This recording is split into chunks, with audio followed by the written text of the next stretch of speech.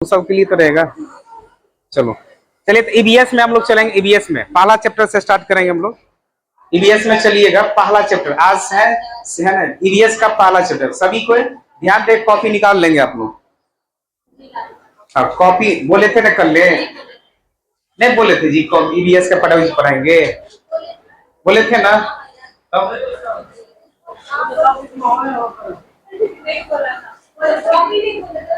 चलिए, तो आज हम लोग है ना, चलिए ध्यान दीजिएगा। तो ईबीएस में जैसा क्वेश्चन आता है, देखिए ध्यान दीजिएगा। तो इसमें 8 चैप्टर है आपको। कितने चैप्टर है? 8 चैप्टर। 8वें चैप्टर का हम लोग जो है एक एक करके पूरा क्वेश्चन भी करेंगे और पूरे एक एक लाइन बाय लाइन क्वेश्चन सारा चीज को डिटेल भी करेंगे। तो हम लोग उसमें ध्यान देंगे। तो आज का चैप्टर है पर्यावरण अध्ययन। पहला चैप्टर का नाम है पर्यावरण अध्ययन। तो चलिए देखिए, इस पर्यावरण अध्ययन में तो हम लोग जाने कि पर्यावरण अध्ययन में क्या क्या चीज इंपॉर्टेंट है। चलिए देखिए, सबसे पहले हम लोग बात करेंगे पर्यावरण अध्ययन में महत्वपूर्ण चीज क्या है। देखिए पर्यावरण में सबसे ज्यादा जरूरी क्या है। देखिए पर्यावरण अध्ययन में ये ईबीएस शिक्षण का पहला चैप्टर है आपका, ध्यान दीजिएगा। ये एक्सरसाइज 1 है। तो पर्यावरण अध्ययन के लिए सबसे इंपॉर्टेंट क्या चाहिए, उसके द्वारा हम लोग कहेंगे। देखिए सबसे पहले पर्यावरण। तो देखिए, तो पर्यावरण का अर्थ क्या होता है? 2 चीज होता है। एक को हम लोग कहेंगे परि, एक होता है आवरण। आवरण होता है ना, सभी के जानते हैं। तो परि माने क्या होता है? पृथ्वी के चारों होगा दे, पृथ्वी के चारों ओर। आवरण माने क्या हो गया? ढका हुआ भाग, ढका हुआ। बताए, अगर हिंदी का इस प्रकार से क्वेश्चन करेंगे तो डाउट नहीं आएगा, हो जाएगा ना क्लियर पूरा। तो अगर पूरा कुल मिलाकर ऐसे ही क्वेश्चन है, आपको 7-7 क्वेश्चन करके सेट किए हैं, ऐसे ही क्वेश्चन करवा देंगे आप। तो देखिए, तो पृथ्वी में जब हम लोग पर्यावरण की बात करते हैं, तो देखो पर्यावरण में कहते हैं कि हमारे पृथ्वी के चारों ओर आवरण की ये बात होती है, ये सारे समुदाय की बात होता है। तो पर्यावरण जो होता है, तो पर्यावरण क्या, ये हमारा एक परिवेश ऐसा है जो हमें एक दूसरे का तात्पर्य बता दिए कि ये हमें एक समुदाय है। तो पर्यावरण कई तरह की संसाधन के द्वारा प्रयोग किया जाता है। अब कहते हैं आवरण, जैसे मानकर चलिए आपका वहां का जो सामाजिक है, जैसे कहते हैं कि सामाजिक है, भौतिक हो गया, भौतिक है, जैविक है, ये सारा गुण किसमें आता है? आपको पर्यावरण के रूप में आता है। तो पर्यावरण में देखो सामाजिक, ये भौतिक, ये जैविक, जितने भी हमारे चीज होता है, ये किसके अंतर्गत में आता है? ये पर्यावरण के अंतर्गत में। अब देखिए, कहा जाता है कि अगर बच्चों को प्राथमिक कक्षा में अगर पर्यावरण के बारे में बहुत सारे ऐसे चीज का उल्लेख करते हैं जो बच्चों को संसाधन होगा, तो पर्यावरण का एक मुख्य बिंदु क्या क्या होता है। देखो हमारे अगर कहता है कि अगर पृथ्वी के चारों ओर, अभी यहाँ पे क्या क्या है हमको, पेड़ पौधा सभी है कि नहीं? पेड़ पौधा, जीव जंतु, जीव जंतु सारा चीज कहाँ पे है आपको? पेड़ पौधा, जीव जंतु सब कहाँ पे है? सब पर्यावरण के रूप में आता है। एक बात आप क्वेश्चन पूछा जाएगा कि पेड़ पौधे की जानकारी बच्चों को, पेड़ पौधे की जानकारी किस अवस्था में देते हैं? बाल अवस्था में। पेड़ पौधे की अगर जानकारी पूछेगा तो किस अवस्था में? तो बाल अवस्था में देते हैं, याद रखिए।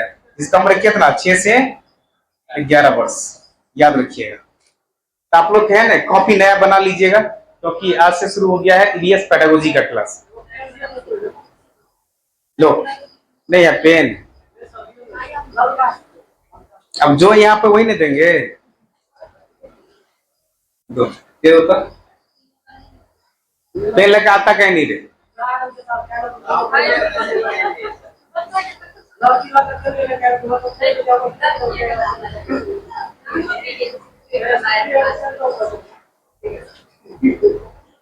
कैल्शियम एक पैकेट रख देंगे यहाँ पे, नहीं ठीक रहेगा।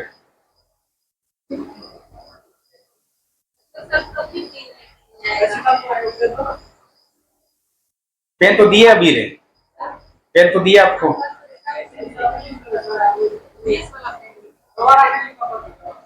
तो पेन लीजिए तो वापस दे देना।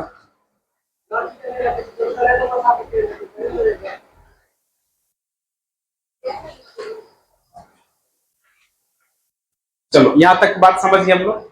तो पर्यावरण की बात को सारे समुदाय को, चलिए अगला टॉपिक पे चलेंगे हम लोग। यहाँ तक समझ गए आप लोग? देखिए यहाँ तक की बात को समझ जाएंगे हम लोग, यहाँ तक की बात। अगली बात पे चलेंगे। यहाँ तक समझ गए सभी पे? लिख लिए? लिखिए, जल्दी लिखिए हम लोग। जल्दी लिखिए आप लोग इसको।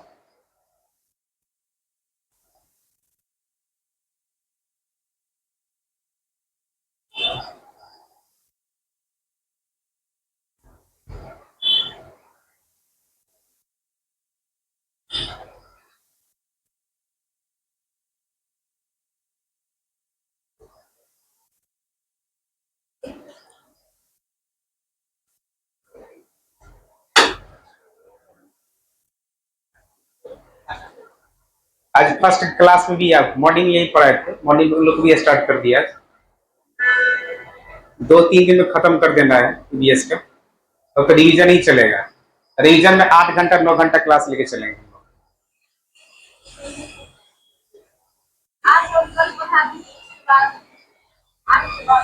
तो वीडियो बना के तो डाल देंगे, उसको देख लीजिएगा आप लोग। 6 से 11, 6 से 11, 6 से 11। अरे बाल अवस्था सब दिन पढ़ी है, 6 से 11 है न।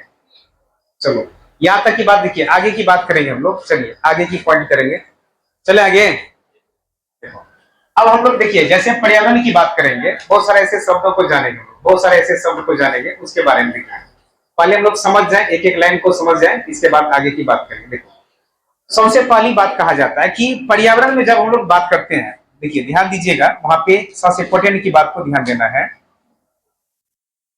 जब पर्यावरण की बात करते हैं तो वहां पर देखिए, जैसे अभी जस्ट हमने ये बात बताया कि पर्यावरण का सामुदायिक रूप में ये कहते हैं कि हमारे जो पर्यावरण होता है हमारे पृथ्वी का, जैसे कहते हैं भौतिक है, जैविक है, संस्कृति कारक। क्यों कहते हैं?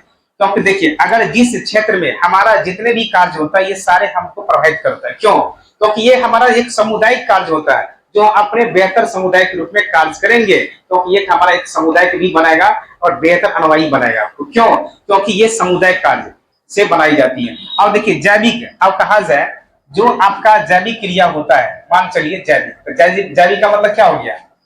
सजीव प्राणी है ना, सजीव प्राणी हुआ ना, जो पेड़ पौधा है, जीव जंतु, उन सभी समुदाय के बारे में बच्चों को बताइएगा, सारा चीज बताइएगा ना। आप कहेंगे ठीक है, एक आप समझ जाइए।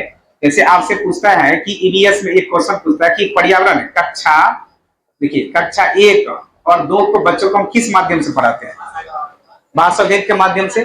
जो गणित क्या कहते हैं? एकीकृत रूप से। क्या कहते हैं उसे?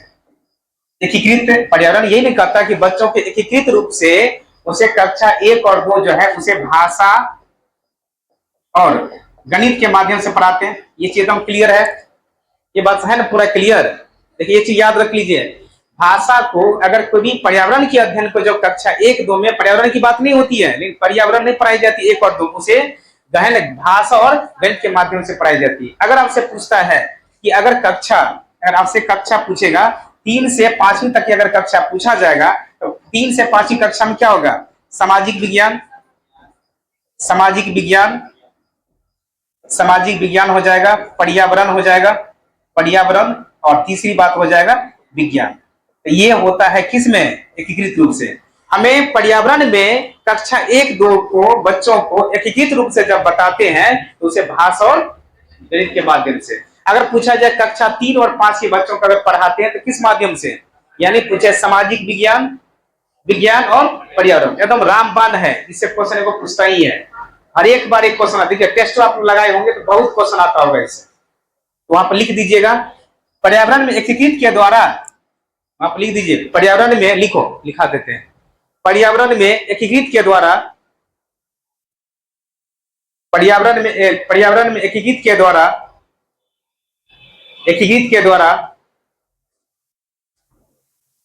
एकीकृत के द्वारा कक्षा 1 और 2 को, कक्षा 1 और 2 को, कक्षा 1 और 2 को, कक्षा 1-2 को भाषा गणित के द्वारा, कक्षा 1-2 को भाषा और गणित, भाषा और गणित। तीसरी से 5वीं में क्या लिख देंगे? सामाजिक विज्ञान, विज्ञान और पर्यावरण, सामाजिक विज्ञान, सामाजिक विज्ञान, विज्ञान, पर्यावरण। ये सब किसके द्वारा? एकीकृत रूप से हम बच्चों को सिखाते हैं। चलिए इतनी बात आप लोग समझ गए होंगे, ये सारी बात समझ गए होंगे। तो दिक्कत है इसमें? यहां तक की बात समझ गए?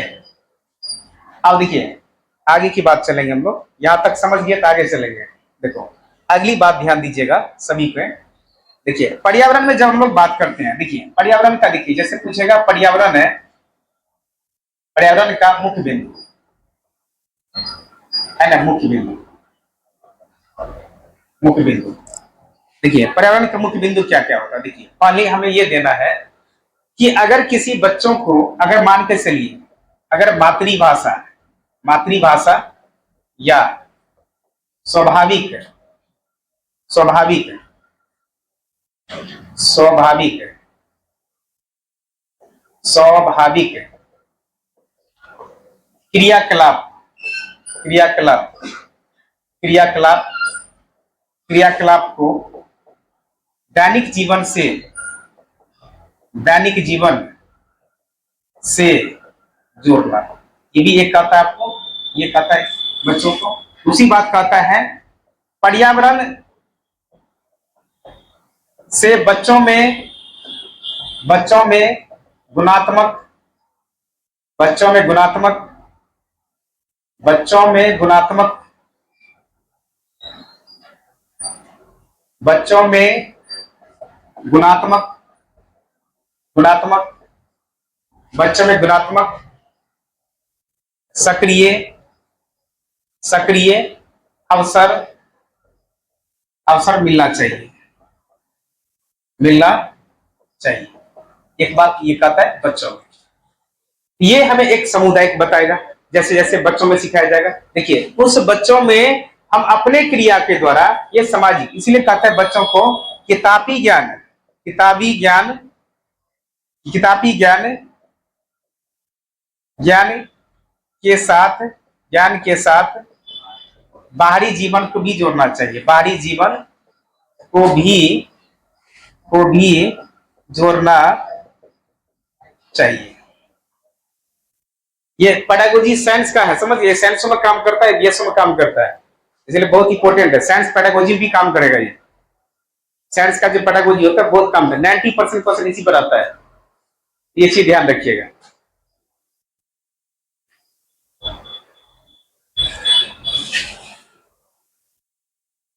चलिए लिखिए इसको।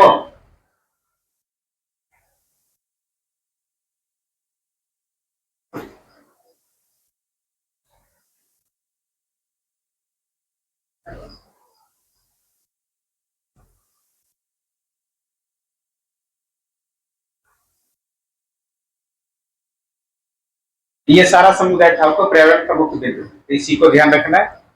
चलिए पहले लिख लीजिए, तो एक बार हम समझा भी देते हैं, तो समझ भी जाइएगा आप लोग। पर्यावरण में 15 पेडागोजी पूछता है, 15 का 15 सही होना है तो होना है, एकदम श्योर रखना है। हाँ दिमाग पे सेट कर लेना कितना नंबर आना है, 15 में 15 आना चाहिए, कम नहीं आना चाहिए। जितना टारगेट दिए आप लोग को पूरा टारगेट पूरा कीजिए। इस एक महीना पूरे रात दिन एक कर दो सभी विद्यार्थी, क्या जी, तभी ना होगा अच्छा रिजल्ट। हम कहिए तो हम 8 बजे रात तक पढ़ा देंगे, 10 बजे रात तक पढ़ा देंगे, लेकिन आप लोग भी थोड़ा पढ़िएगा तभी ना होगा। नींद कैसे लग जाता है? हो जाता है,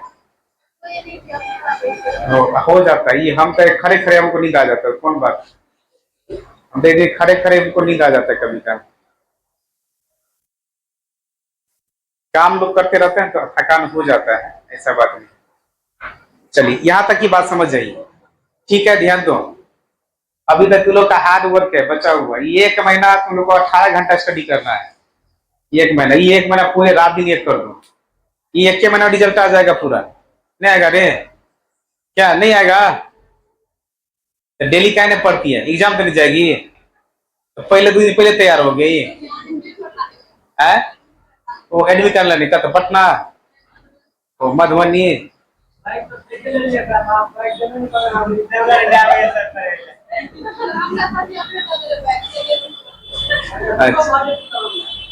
अच्छा, चलो बैग मिल जाएगा।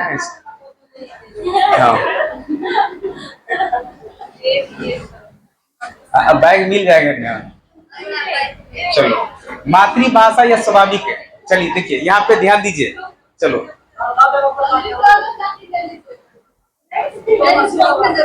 हाँ चलो मातृभाषा, चलिए यहाँ पर ध्यान दीजिए, स्वाभाविक क्रियाकलाप को दैनिक जीवन के साथ जोड़े, क्योंकि बच्चों को पर्यावरण ये कहता है प्राथमिक स्तर के बच्चों को उनकी दिनचर्या का साथ में जोड़ा जाए, क्योंकि उनका एक सामुदायिक होता है, उनके संसाधन होना चाहिए। जब तक उनका संसाधन नहीं तब तक उनका समुदाय एक अच्छा नहीं बनेगा। पर्यावरण से बच्चों में गुणात्मक सक्रिय और अवसर मिलना चाहिए, क्योंकि बच्चे में जैसे जैसे वो भागीदारी आगे की ओर जाएंगे तो उसमें गुणात्मक बेहतर अनवाई भी होता है और बच्चे सीखने का भी प्रयत्न करेगा। किताबी ज्ञान के साथ बाहरी जीवन को भी क्या करते हैं हम लोग, उसको बाहरी जीवन को भी हम लोग जोड़ देते हैं, जिससे वो बच्चा और बेहतर सीख पाएगा। ठीक है, चलिए इतनी बात समझ गए होंगे। देखिए यहाँ की बात करेंगे हम लोग, यहाँ की बात ध्यान दीजिएगा, यहाँ के आगे की बात करेंगे हम लोग, आगे की बात करेंगे, ध्यान दीजिएगा। यहाँ से एक पॉइंट और देखिए,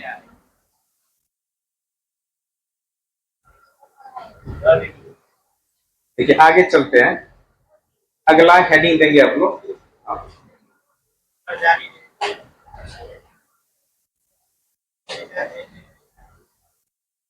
देखिए अब यहाँ की बात समझेंगे हम लोग, यहाँ की देखो, ये पर्यावरण अध्ययन की संकल्पना, हेडिंग देंगे सभी को पर्यावरण अध्ययन की संकल्पना।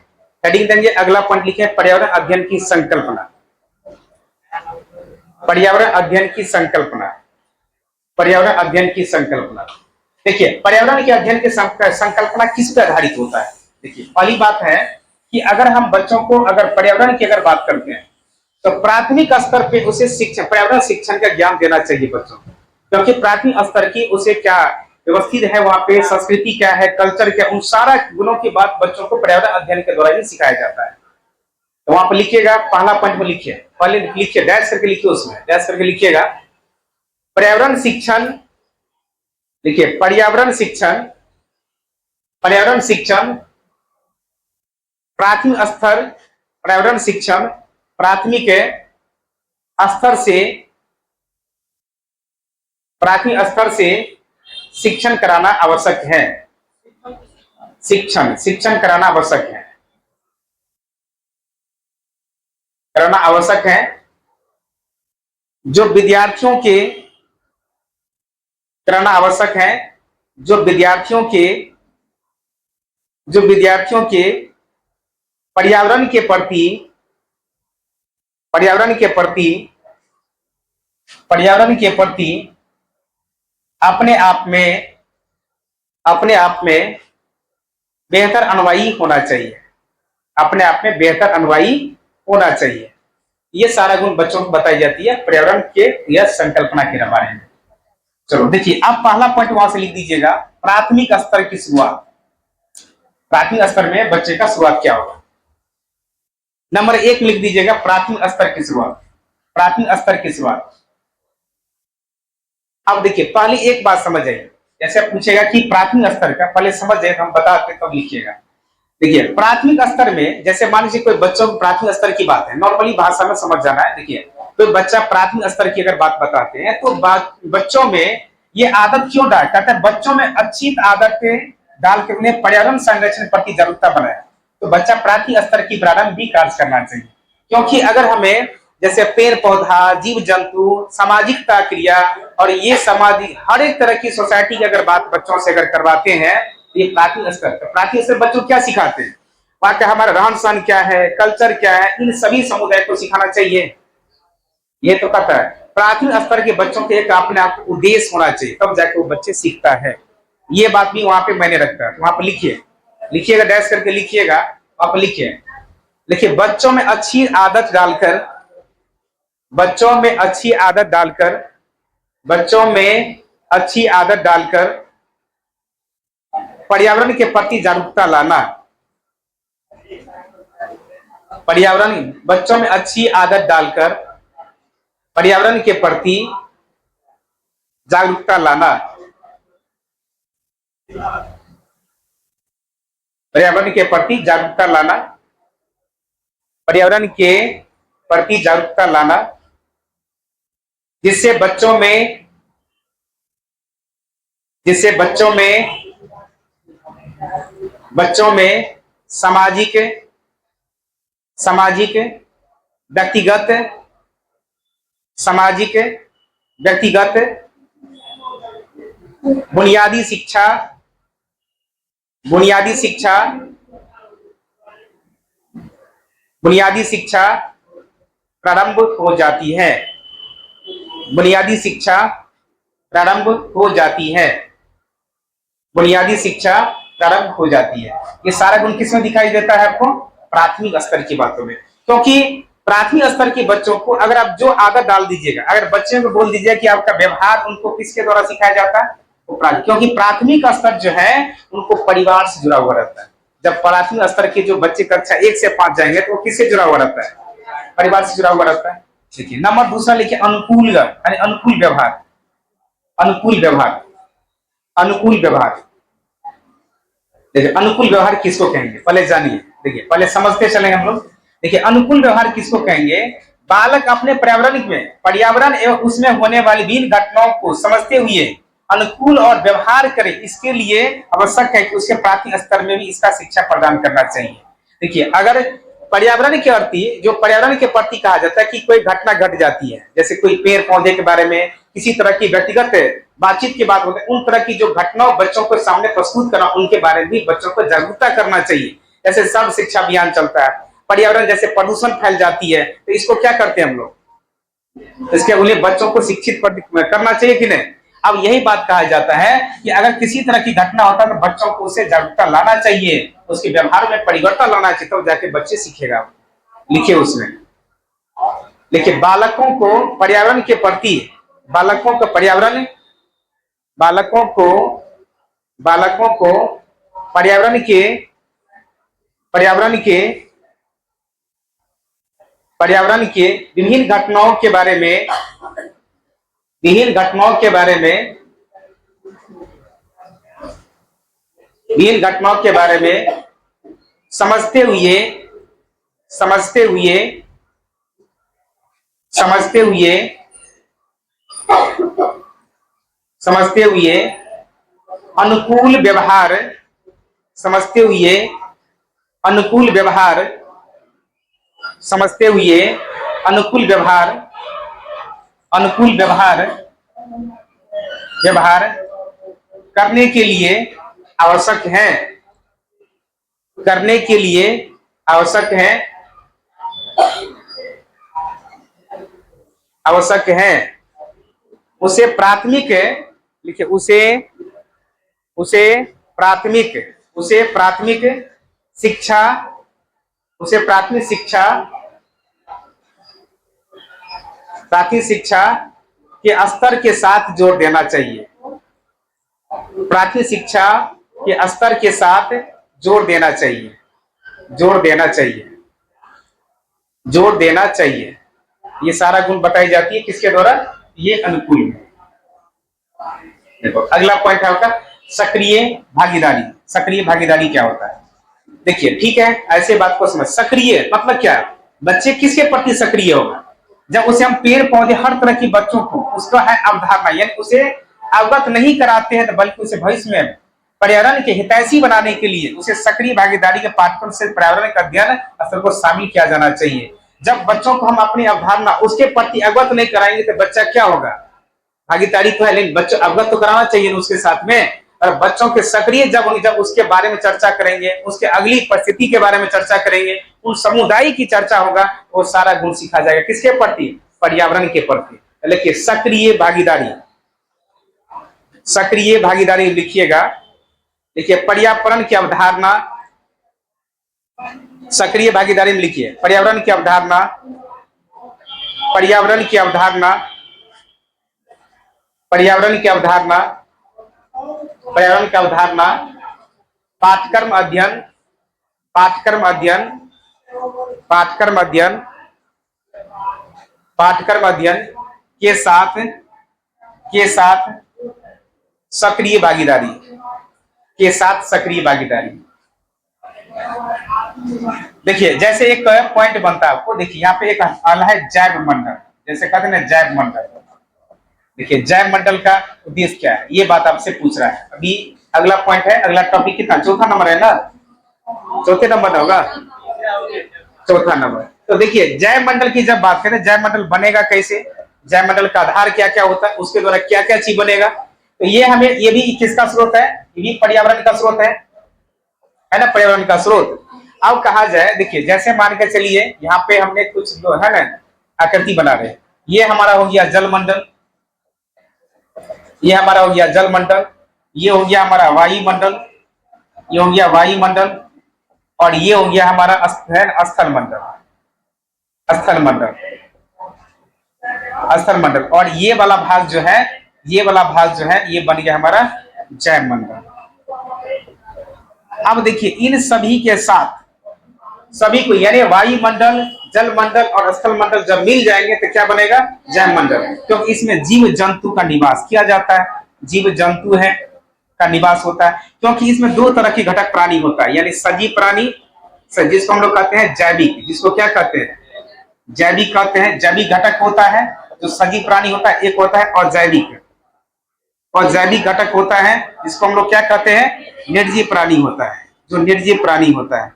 तो इस प्रकार की जो बिंदु होता है, इनके बारे में बच्चों को बताना चाहिए कि जल क्या है, वायु क्या है, स्थल क्या है, जीव जंतु क्या, इन सभी समुदाय के बच्चों को जानकारी देंगे तब जाके इसका विकास अच्छे तरीका से हो सकता है।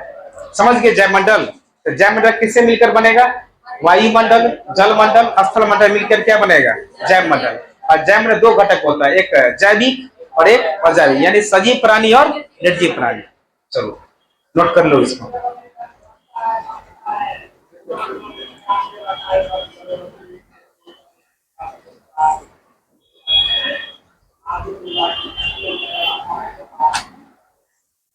नोट कर लीजिए। पर्यावरण क्वेश्चन नहीं छूटेगा आप लोग का, इतना गहराई से पढ़ा देंगे ना आप लोग का, क्वेश्चन नहीं छूटेगा। जो विद्यार्थी एग्जाम देने जाएंगे वो भी अपना घर किताब लेकर चले जाएंगे, क्वेश्चन बैंक लेकर चल जाएंगे। क्या कि ये तो एग्जाम में यही सब पूछता ही है, डीएलएड में एक्स्ट्रा कोई फालतू चीज नहीं पूछता है, यही सब रहता है। रहता है दे 7 पेज कैसे लिखे? अब जब पढ़ा रहे हैं तो दिमाग में घुसता है, वही चीज लिखना है इंग्लिश में। और क्या करना है? क्वेश्चन को क्या कर, 2-4 बार उल्टा पुल्टा के लिखते चलना है। यानी कोई रोक जाना है, ये नहीं कि पूरा छोड़ देना है, कभी अपना दिमाग लगाना है। हरियाणा से बड़ी टाइट होता है। हरियाणा में सबसे अगर बोर्ड टफ अगर कहा जाए तो हरियाणा में फिक्स से है कि फेल करेगा वो। एमपी में तो वो ठीक है, एमपी बिहार में सही है, लेकिन हरियाणा में निश्चित है फेल करेगा। तू पर नहीं है, नहीं तो कौन पर?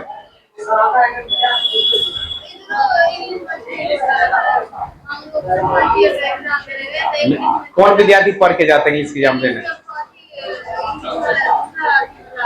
पढ़ के गए थे इंग्लिश का, तब पास हो गए। पढ़े नहीं लेकिन पास करेंगे। बिहार में बाहर है।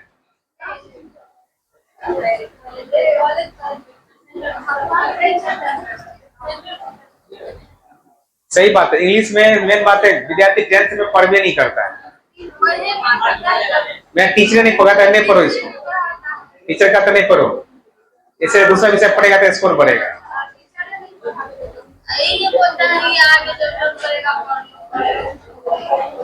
उसको रिजल्ट से मतलब रहता है ना, विद्यार्थियों के नंबर से मतलब रहता है कि कितने नंबर हमको आ जाएगा। चलो यहाँ तक समझ गई राजकिशोर? द्वारा देखो रिकॉर्ड हो रहा है सब बात।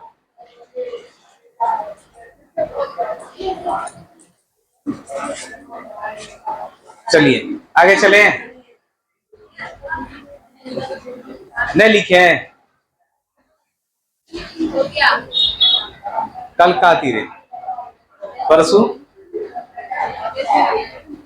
धीरे धीरे तबियत खराब होता है।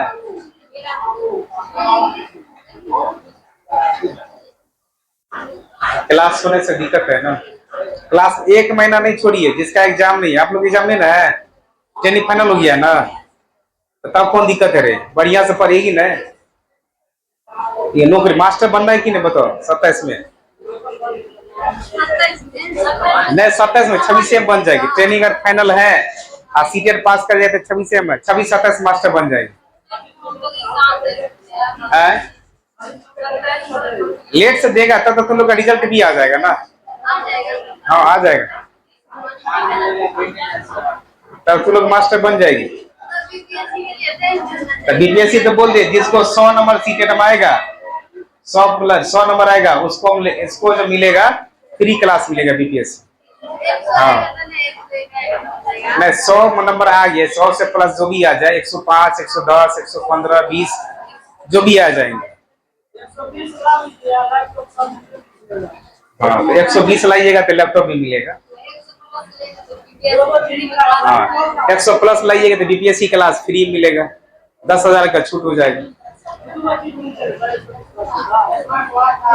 हाँ स्मार्ट घड़ी मिल जाएगा। हाँ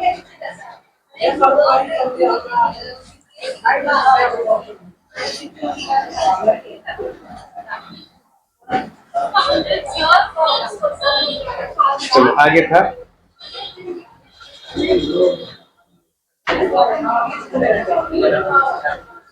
देखो यहाँ तक की बात पढ़ा दिए थे, चलो यहाँ तक हो गया। देखिए आगे की, चलिए आगे देखो, यहाँ पे है अनुशासन और नियम। चलिए अगला पढ़ लिखिए, अनुशासन और नियम।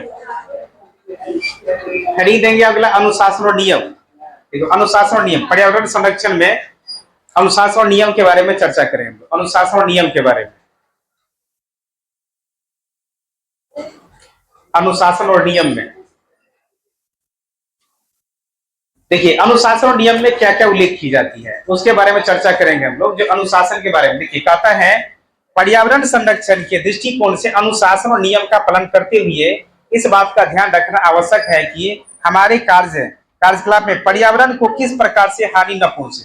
तो देखिए, तो पर्यावरण में बहुत सारा जैसे नियम का प्रयोग, जैसे हो गया जल का, गंदी पानी का प्रयोग नहीं करना चाहिए।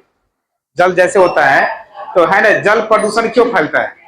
क्योंकि उसको हमको देख कर भी क्या करते हैं, जहाँ गंदा पानी वहां पे नहीं जाना चाहिए, उसको साफ सफाई करना चाहिए। घर के आस पड़ोस के वातावरण को सही है वहां पे सही होना चाहिए। अगर आपका जल जनित अगर पानी अगर खराब है तो लोग क्या होगा, बीमार पड़ जाएंगे। तो पानी भी सही रहना चाहिए कि नहीं, ये भी बात करता है कि अनुशासन, पर्यावरण में संरक्षण अनुशासन नियम का भी पालन करना चाहिए कि नहीं, बताइए। तो आप लिखिए अनुशासन और नियम में, लिखिए अनुशासन और नियम में लिखिए, लिखिएगा पर्यावरण संरक्षण दृष्टिकोण से, पर्यावरण संरक्षण दृष्टिकोण से, पर्यावरण, हाँ उसको लिखो, पर्यावरण संरक्षण दृष्टिकोण से, पर्यावरण संरक्षण दृष्टिकोण से, पर्यावरण संरक्षण दृष्टिकोण से अनुशासन नियमों का पालन करते हुए, अनुशासन और नियमों का, अनुशासन और नियमों का पालन करते हुए, अनुशासन और नियमों का, छूट गया, पर्यावरण संरक्षण दृष्टिकोण से अनुशासन और नियमों का पालन करते हुए पर्यावरण के प्रति सक्रिय क्रियाकलाप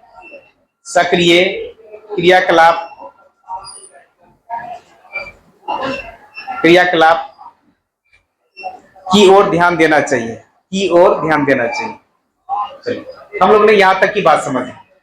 अब देखिए एक बात होता है कि देखिए पर्यावरण, देखिए समस्या, देखिए चिंतन और समस्या क्या होता है, चिंतन और समस्या, समाधान।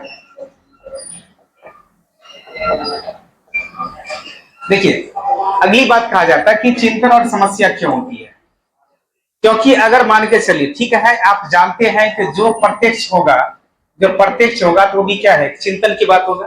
प्रत्यक्ष में भी अगर कोई बच्चे को देख करके, जैसे कोई बीमार पड़ता है, बीमार क्यों पड़ेगा, क्योंकि वहां का जल जनित अगर पानी प्रदूषण अगर ये सब फैलता है, कभी काल देखिए क्या, अगर जल प्रदूषण होता है, वायु प्रदूषण होता है, मिट्टी से बीमारी फैलती है, ये भी क्या है, समस्या है कि नहीं, चिंतन है कि नहीं। जिसको पर्यावरण के द्वारा जो हमें समस्याओं को, समाधानों के प्रति कई तरह की संसाधन जब लाती है, तो एक चिंतन का समाधान करता है जो प्रत्यक्ष होता है। क्योंकि आप देखते हैं कि पानी गंदा है तो वहां पर नहीं जाना चाहिए, लेकिन तब पर भी क्या जा जाते हैं, जहाँ पानी गंदा वहीं पहुंचते हैं। आप कहीं लोग पोखरी में स्नान करता है हम संडे को, आपको तो उनका टेस्ट होने के बाद है, हम झंझारपुर गए थे, जा रहे थे तो वो जो नहीं है नहर वाला, वहां सीधे की नहर है। हाँ हाँ, नहर नहर सीधे नहीं है। अब देखिए उसमें लोग सब क्या करता है, स्नान भी करता है। तो पानी कोसी का पानी रहता है, पूरा कोसी का पानी रहता है। अब बताइए कि लोग चाहेंगे चलो भाई तो ये क्या है, इससे इससे बीमारी फैलेगी, उसमें बहुत सारा गंदी रहता है। तो इससे भी आपको जैसे वायु, तो वायु में प्रदूषण फैलता है कि नहीं, मिट्टी से क्या होता है, इस सभी से बीमारियां फैलता है। लोग क्यों कहता है कि ये साफ सफाई रहना चाहिए। देखिए लोग को नाखून रखना चाहिए, नहीं रखना चाहिए, है ना। विद्यार्थी जीवन तो नाखून तो नहीं रखना चाहिए। नाखून में क्या है आपको है? हाँ, तो ये सब क्या है आपका, हाँ बीमारी का जड़ है। इसीलिए किसी को नाखून नहीं रखना चाहिए। अगर आप रखिएगा तो आपका, जब विद्यालय में आप टीचर बनिएगा तो आपको रखिए तो कहेगा जब हमारा टीचरे रखा हुआ तो हम क्या रखेंगे, तो विद्यार्थी भी रखेगा। हाँ चलो, ये लो यहाँ तक समझ गया। इसको लिख लीजिए वहां पे, प्रत्यक्ष बीमारी जलवायु मिट्टी, ऐसे लिख लो। ये समस्या समाधान के रूप में, हाँ चिंतन समस्या में लिखिए। प्रत्यक्ष यानी क्या, बीमार कैसे होता है लोग। देखिए उस प्राचीन काल में एक व्यक्ति कहा गया था कि मानव को अपने आप जाबी लग जाएगा। जाबी लगा, बैल को देखो खाने से प्रतिबंध लगाया जाता था कि नहीं, जब हल चलाते थे तो उसको क्या क्या वहां पे किसान लोग क्या करते थे, उसको जाबी लगा दिया जाता था, तो किसी भी इधर उधर की चीज नहीं खाएंगे आपको जब हल चलाते समय। सेम हुआ कि मनुष्य जब कोरोना या कोविड-19 आया तो सबके मुंह में क्या लग गया आपको, जाबी लग गया। लग गया जाबी, लग गया कि नहीं। सबके मुंह में मास्क लगा के क्या करता है, मास्क एक लगाना चाहिए क्योंकि प्रदूषण की बचाव होती है इससे। ऐसे रास्ता में कहीं जाते हैं, धूल कण उड़ता है, नाक में कान में मुंह में चल जाएगा तो क्या होगा, बीमारी फैल जाएगा। लगाना चाहिए कि नहीं बताओ। एग्जाम देने जाते हैं, कहीं जाते हैं, आपको मास्क लगाना चाहिए। ये नहीं कि कोरोना है तभी लगाना है, नॉर्मली आप जब भी एग्जाम होता था कोरोना समय में तो बिना मास्क से अलाउ नहीं होता था। हाँ बिना मास्क से अलाउ ये नहीं करेगा है, सांस पूरा लगी चाहे ऐसा नहीं है। उस टाइप का रहता है कि उसमें केमिकल रहता है, ऐसा बात नहीं है। मास्क का प्रयोग करना चाहिए, कहीं आप दूर दराज रास्ता में जा रहे हैं तो मास्क का प्रयोग करिए। बहुत सारा ठीक है, लड़कियां से तो चेहरा जैसे बांध भी लेता है आपको, लेकिन वो बांध लेता है तो उसमें भी उससे तो और ऑक्सीजन क्या होगा आपको, सांस लेने में और दिक्कत होगा। इसे मास्क का प्रयोग करिए, मास्क सेफ्टी होता है, बहुत सेफ्टी होता है। चलो, अब कपड़ा से बांधने से क्या होता है, आपको सांस ले पाएगा, दम फूलने लगेगा है? आंखें दिखाता है, कति बोलता है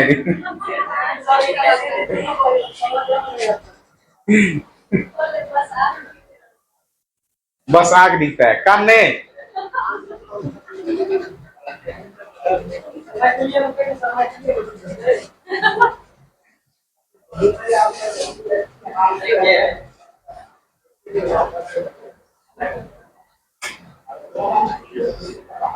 चलो इसको थोड़ा समझना आप लोग को, यहाँ से देखिए, ये इतना पॉइंट को समझना आपको, लिखने वाली बात नहीं है, यहाँ से आगे लिखना है आपको। देखिए पर्यावरण अध्ययन का क्षेत्र क्या होता है, देखिए थोड़ी सी जानते हैं हम लोग पर्यावरण अध्ययन का। देखिए पर्यावरण अध्ययन में ये बात कहा जाता है, ध्यान दीजिए, पर्यावरण अध्ययन, पर्यावरण अध्ययन की बात करेंगे तो देखिए पर्यावरण अध्ययन में सबसे इंपॉर्टेंट चीज क्या है, ध्यान दीजिएगा। तो देखिए पर्यावरण अध्ययन में सबसे महत्वपूर्ण चीज क्या है, देखिए फोकस करेंगे यहाँ पे हम लोग। देखो कारण की पारिस्थितिकी तंत्र, जस्ट पारिस्थितिकी तंत्र में क्या आता है, जिसमें दोनों चीज होना चाहिए। पारिस्थितिक जो विज्ञान के शाखाओं के साथ में जुड़ा हुआ, जो हमारा वातावरण है उसके साथ में जो जोड़ा जाता है, ये हमारा क्या बन जाता है, एक पारिस्थितिकी तंत्र के रूप में ये भी कहा जाता है, क्योंकि उनके द्वारा जो आपसी संबंध का अध्ययन करते हैं, जनसंख्या प्रदूषण या प्रदूषण की बात होता है, उन सभी संसाधन होता है। जैसे मान लो मानव का, इसे समझने की चीज है, समझिए, लिखने की बात नहीं है। मानव का देखिए कारक, मानव का स्वास्थ्य, मानव का स्वास्थ्य क्यों बिगड़ता है, ये एक पर्यावरण का मुख्य बिंदु है। मानव का स्वास्थ्य पर्यावरण के प्रत्यक्ष से संबंध है, यानी मानव का स्वास्थ्य को संबंध प्रत्यक्ष रूप से। कहीं पर पानी अगर खराब है तो देखिए मच्छर माछी ज्यादा लगेगा। आप घर में ज्यादा पोछा नहीं कीजिएगा तो क्या लगेगा इससे, वहां पे मक्खी सब ज्यादा लगेंगे, आपको अपने क्या लगेगा, दूसरे टाइप के लगेगा, चलो भाई इनको साफ करो। इसीलिए आपको साफ सफाई करना चाहिए, घर में जैसे हो गया पोछा लगाना चाहिए, जिससे आपको प्रदूषण नहीं फैलेगा, ये सब करना चाहिए। ये है ना, हमें पर्यावरण का सीधा मानव के स्वास्थ्य के संबंधी डायरेक्ट किससे है, पर्यावरण के संबंध से। और देखेंगे ज्यादा कीचड़ रहेंगे तो उससे भी क्या फैलेगा बीमारी, अगर है और जैसे हो गया खराब पानी पीने से भी क्या होगा, टाइफाइड नामक जैसे जल जनित रोग बहुत सारे हो जाती है, ये भी क्या है आपका, ये सब भी पानी, ये सब रोग है। मानव को अनेक रोगों को पर्यावरण से ही फैलता है, क्योंकि जैसे वायु जल मिट्टी ये सबसे क्या फैलता है, बहुत सारे बीमारी फैलता है कि नहीं बताइए, आप भी बीमारी फैलता है कि नहीं बताइए, नहीं फैलता है, बीमारी फैलेगा कि नहीं बताइए। अब एक बात कहता है वन वानिकीकरण, जहां पे वृक्ष ज्यादा लगाया जाएगा उसी को क्या कहेंगे हम लोग, पेड़ पौधा लगाना चाहिए। तो क्या आपने जीवन में कितने पेड़ लगाए हम लोग अभी तक, एक पेड़ नहीं लगाए, लेकिन इस साल है सबके एक पेड़ लगाना है। अभी तक जो नहीं लगाए हैं, अभी तक अपने जीवन में नहीं लगाए होंगे, मान चलो 20 साल 22 साल हो गया होगा तुम लोग का उम्र, तो अभी तक नहीं लगाया होगा, तो कम से एक पेड़ लगा देना, या फूल का पौधा हो कि कोई ना कोई पौधा लगाना चाहिए। क्या तुम लोग लगाई है, नहीं लगाए रेत के हाथ से लगाए। हाँ देखो, प्राकृतिक रूप से वृक्षों के समूह के वन कहा जाता है, वनों के प्रबंधन या संबंधी कार्यों को वानिकी कहते हैं। हरा सोना भी कहा जाता है, क्योंकि वनों का संरक्षण केवल सरकार ही नहीं बल्कि सामाजिक है, समाज के प्रत्येक व्यक्ति को नैतिक कर्तव्य है, हर व्यक्ति को लगाना चाहिए। जैसे सरकारी व्यक्ति हो, सड़क पर जरूरत नहीं कि सरकार लोग ही लगाएंगे, सभी को लगाना चाहिए आपको। अब कहता है देखो जैव प्रौद्योगिकी कौन हो गया, वर्तमान युग में जैव प्रौद्योगिकी का युग होता है। जैव प्रौद्योगिकी की सहायता से पर्यावरण संरक्षण का, पर्यावरण की गुणवत्ता को ध्यान देना चाहिए। ये सब कॉमन चीज है, ये सब कोई खास चीज नहीं है, आपको नॉर्मली ये सब बात जानते हैं आप लोग। देखो एक बात और आपको समझना है,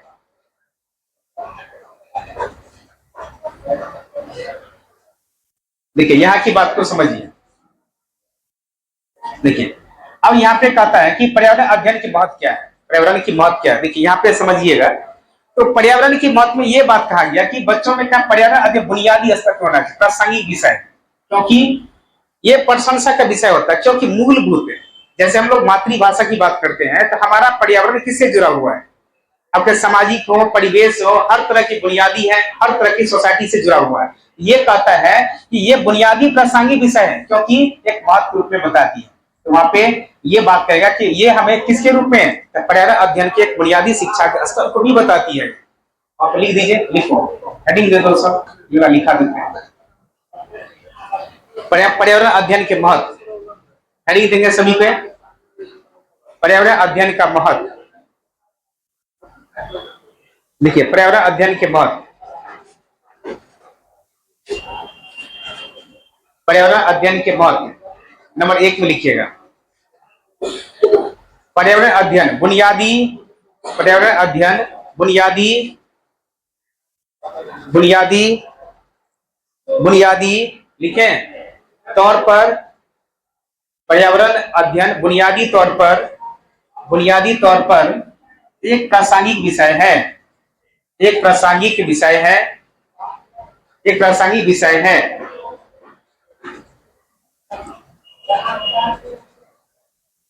प्रासंगिक विषय है,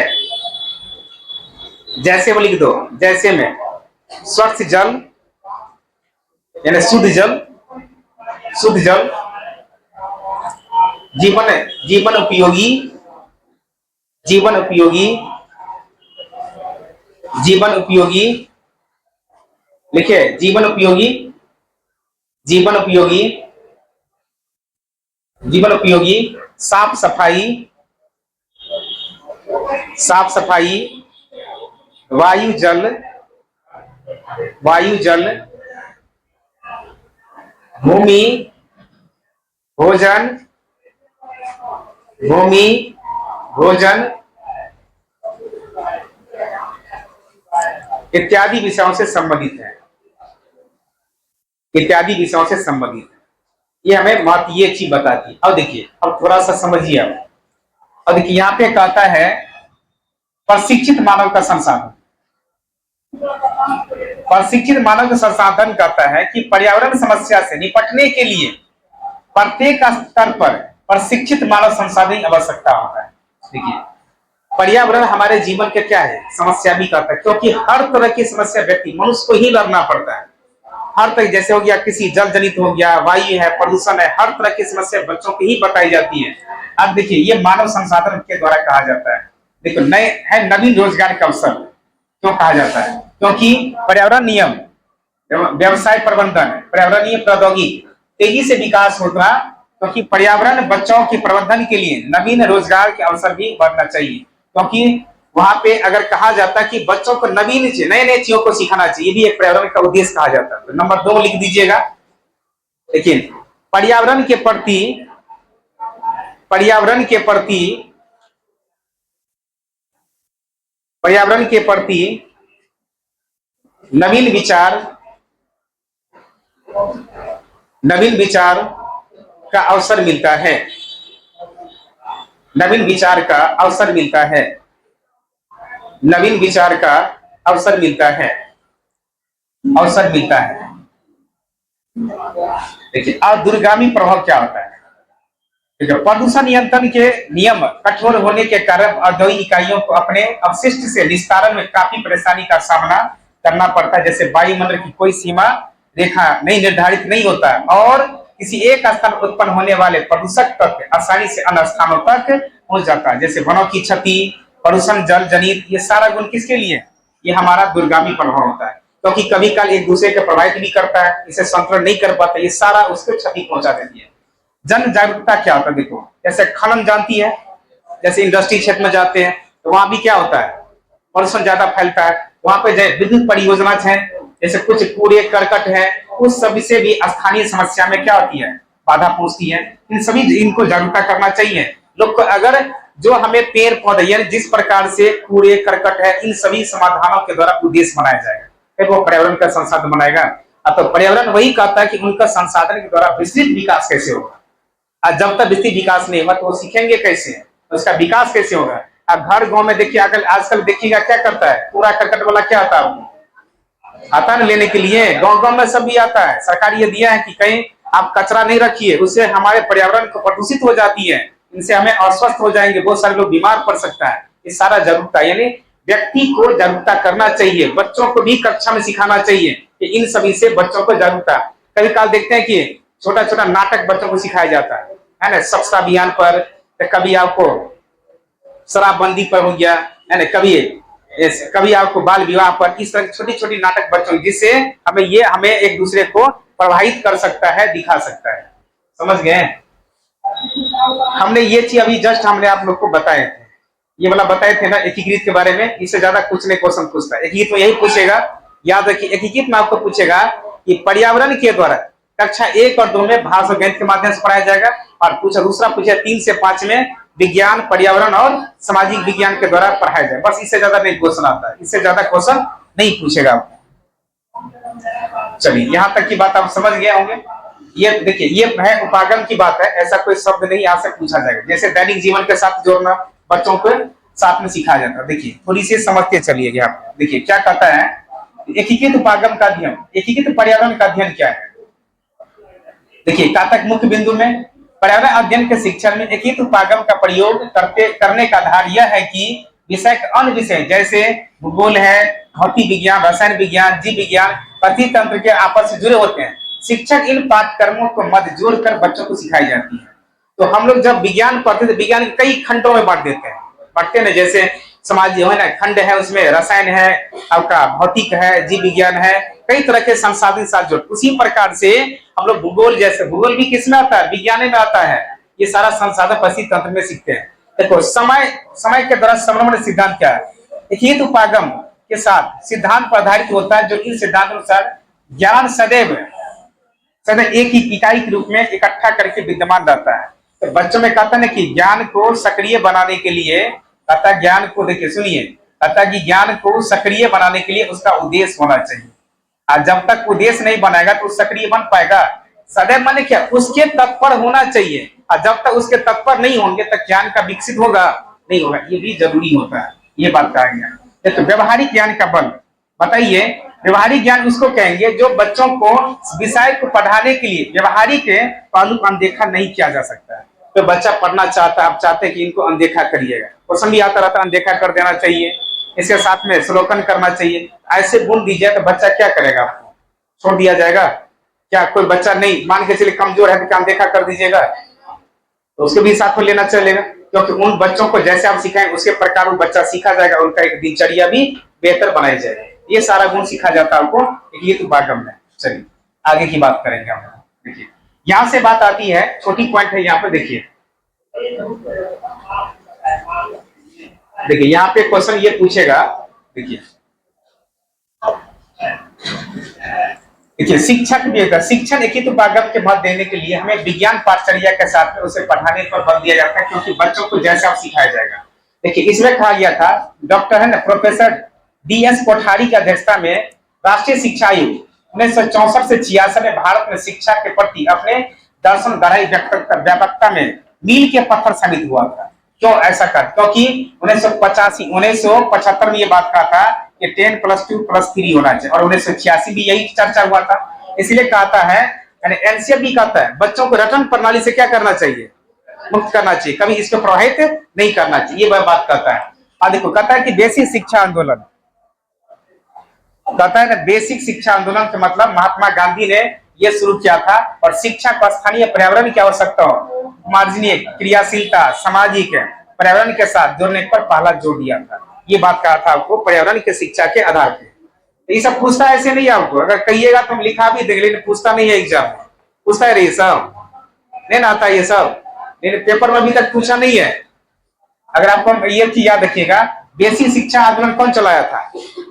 कौन चलाया था? गांधी जी। कितने ईस्वी में चलाया था? 1937 में चलाया था। और इसलिए चलाया था कि गांधी जी ने कहा स्थानीय पर्यावरण को, उनको व्यक्तियों को जागरूकता करिए। तो पूछेगा कि बेसिक शिक्षा आंदोलन कब चलाया था? 1937 में। कौन चलाया था? गांधी जी चलाया था। तो ये बात याद रखना। देखो इसके बाद शिक्षा में कोठारी आयोग चलाया था 1964 से 66 में, जो प्राथमिक औपचारिक, जिसमें औपचारिक और अनौपचारिक शिक्षा के साथ में जोड़ा जाएगा, ये बात कहा था आपको। और इसमें का स्कूल में विज्ञान पढ़ाने का मुख्य उद्देश्य भौतिक और जैव पर्यावरण में मुख्य तत्वों और सिद्धांतों को सही समझ पर विकसित करना चाहिए। ये भी कहा था आपको, किसमें? कोठारी आयोग में कहा गया था। अब देखिए ये सब देखिए, जैसे कहा गया यहाँ पर, देखिए कहा कि 1 से 2 की कक्षा को बच्चों कैसे पढ़ाना चाहिए, कैसे पढ़ाइएगा? भाषा गणित के माध्यम से। और 3 से 5 के बच्चों को कैसे पढ़ाइएगा? हाँ, अलग अलग पाठ्यक्रम पुस्तक की तैयार किया जाएगा, है ना। ईश्वर भाई पटेल 1977 में कहा था कि माध्यमिक स्तर विज्ञान को 2 कोर्सों में बांट दिया जाए, हालांकि संख्या यानी कोर्स ए और कोर्स बी में बांट दिया जाए। इसलिए में कहा था एगो विज्ञान होना चाहिए, क्या होना चाहिए?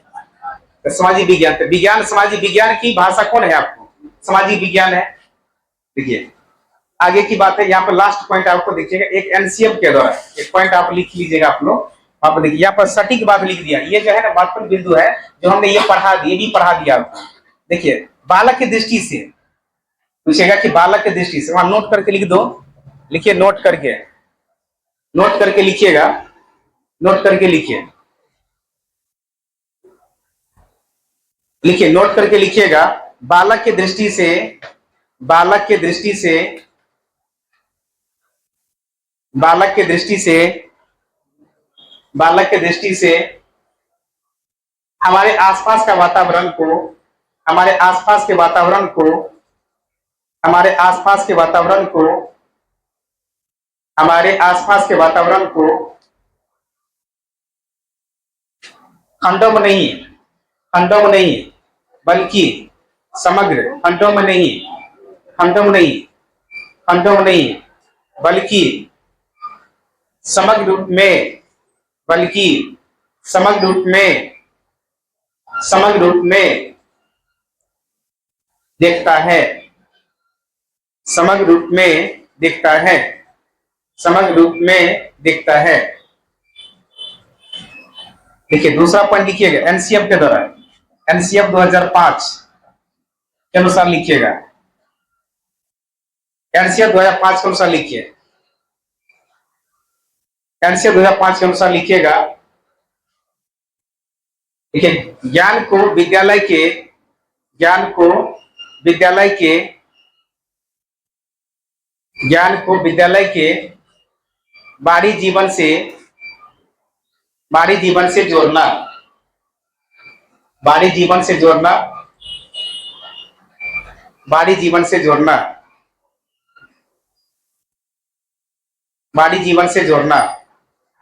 दूसरा पॉइंट लिखिए, दूसरा पॉइंट लिखिएगा, एनसीएफ का ही है दूसरा पॉइंट। एनसीएफ में लिखिएगा, बच्चों में रटन प्रणाली से मुक्त करवाना चाहिए, बच्चों में रटन प्रणाली से मुक्त करवाना चाहिए, बच्चों में रटन प्रणाली से मुक्त करवाना चाहिए,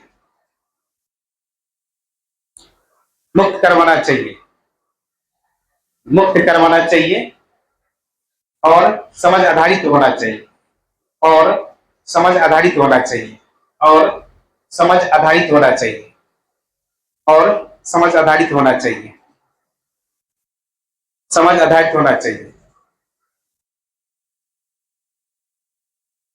नंबर तीसरा में लिखिए, एनसीएम के अनुसार,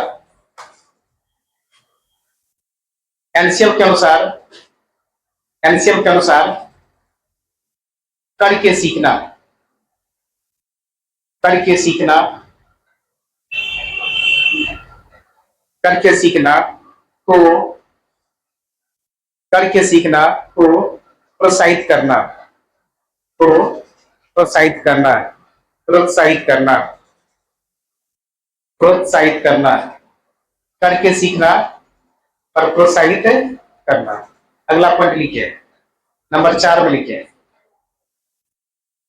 लिखेंगे, बच्चों को दैनिक गतिविधि के साथ, बच्चों को दैनिक गतिविधि के साथ, दैनिक गतिविधि के साथ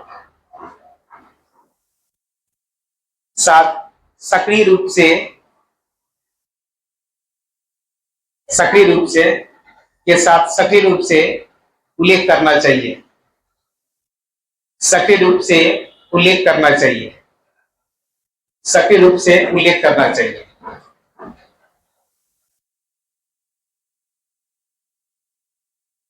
देखिए अगला लिखिए, नेक्स्ट पॉइंट लिखिए, पर्यावरण के बुनियादी शिक्षा को, पर्यावरण की बुनियादी शिक्षा को, पर्यावरण की बुनियादी शिक्षा को,